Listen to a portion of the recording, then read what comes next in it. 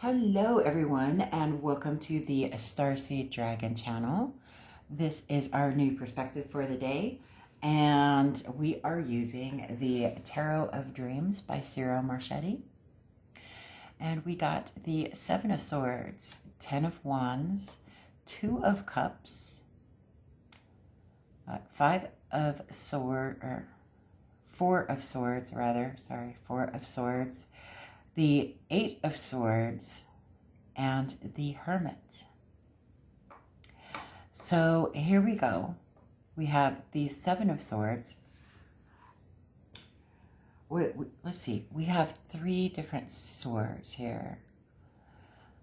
So strong air element, right? Swords is air element, and it rules over the mind, right?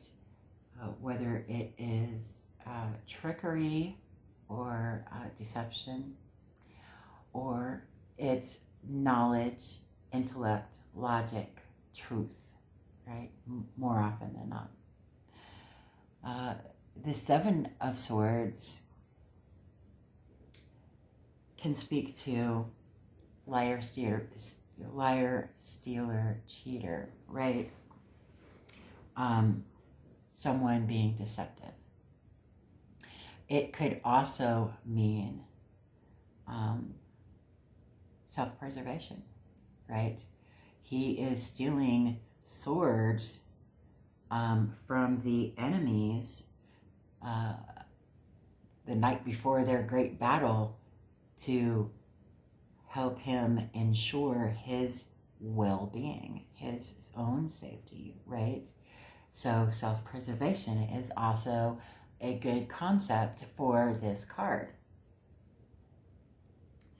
The Ten of Wands speaks to burdens, having burdens, and they're not necessarily always going to be your burdens. There are people out there, many more often than not, people who take on other people's burdens, and they end up being bogged down by all of these burdens. It's time to let them down. 10 is the end of the minor arcana, right? It's the last number in the minor arcana, and it's time to release it. It's an ending. It's instant manifestation is a 10. It's instant manifestation. It speaks to an ending of carrying either your burdens or someone else's burdens, right? Releasing those burdens will lead to this Two of Cups. Two of Cups is soulmate. This is the soulmate card, right? Cups is water element, deep emotions, right? Deep emotions. And the Two of Cups is universal. This is the soulmate card. It's not the Six of Cups. The Six of Cups is nostalgia. And we all know how I feel about the Six of Cups, okay? The Two of Cups is the soulmate card. If the Two of Cups and the Lovers card were right next to each other, well, that would, that's a thing, right? That's just a confirmation, because the Lovers card is major arcana. And major arcana, as we all know, are major events in our lives, that major events, emotions, situations that they will not go unnoticed, and they will not go unacknowledged. They will just keep getting bigger and bigger and bigger until you do acknowledge them. Don't wait to acknowledge those big events, because there's a great deal of importance and urgency and priority for major events. So when a major arcana shows up, you need to pay attention. If multiple major arcana show up in a reading, this is an important thing, right? So here we go. True love. Four of Swords, healing your head and your heart. Fours are stability, right? Healing your head and your heart. from the battle that took place with the Three of Swords, right? This is healing wounds that have been inflicted so that you can have a healthy love with this soulmate, right? This also means healing your head and your heart with this Eight of Swords, which is self-imposed restriction, not restricting yourself from achieving this true love, right?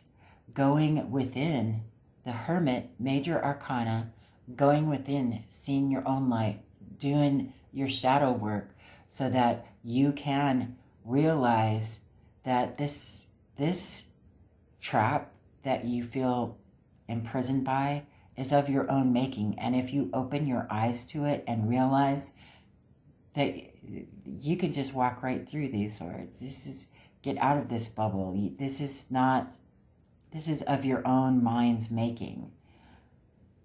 Choose to see your own light and let it help you find your way out. Inner work, right? To relieve yourself of this self-imposed restriction so that you can have this deep emotional connection with a true love, releasing these burdens of, feeling deceived or, having to always think about self-preservation. The thought of being deceived by someone you love. Going within and knowing that you can set yourself free from any of these restrictions, right?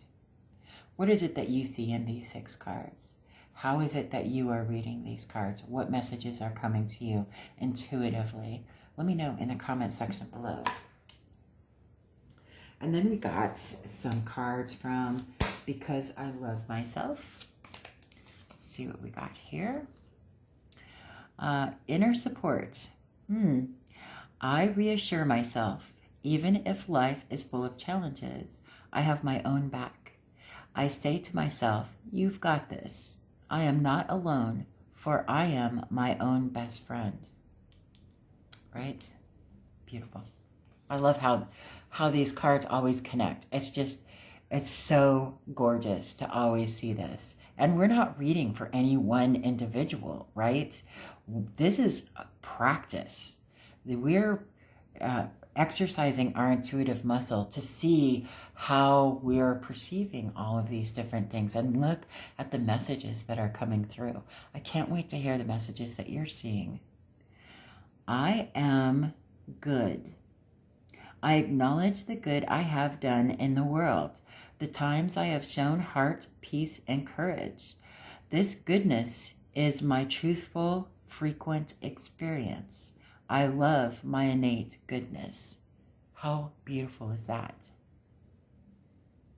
How beautiful is that? What do we have from the Wisdom of the Oracle? Let's see what we got here.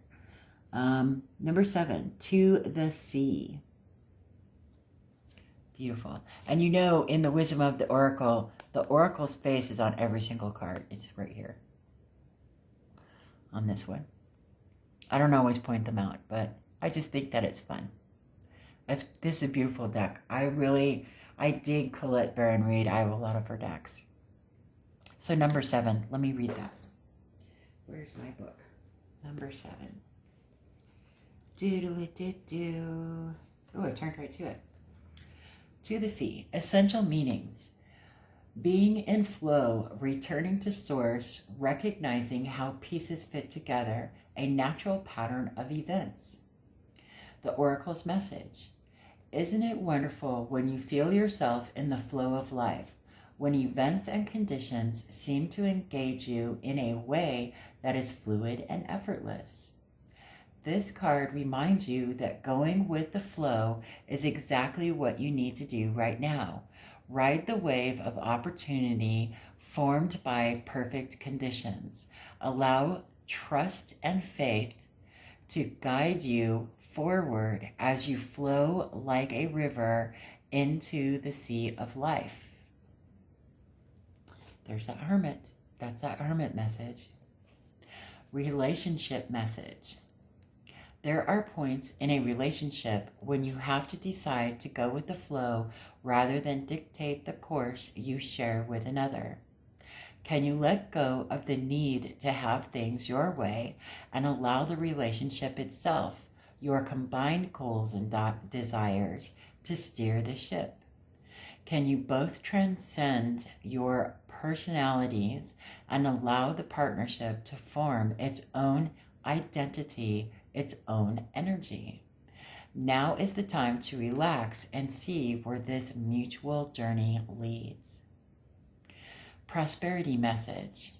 Everything seems to work out when you stop scrambling and allow the sea of opportunities to wash over you and wake you up to your most prosperous potential.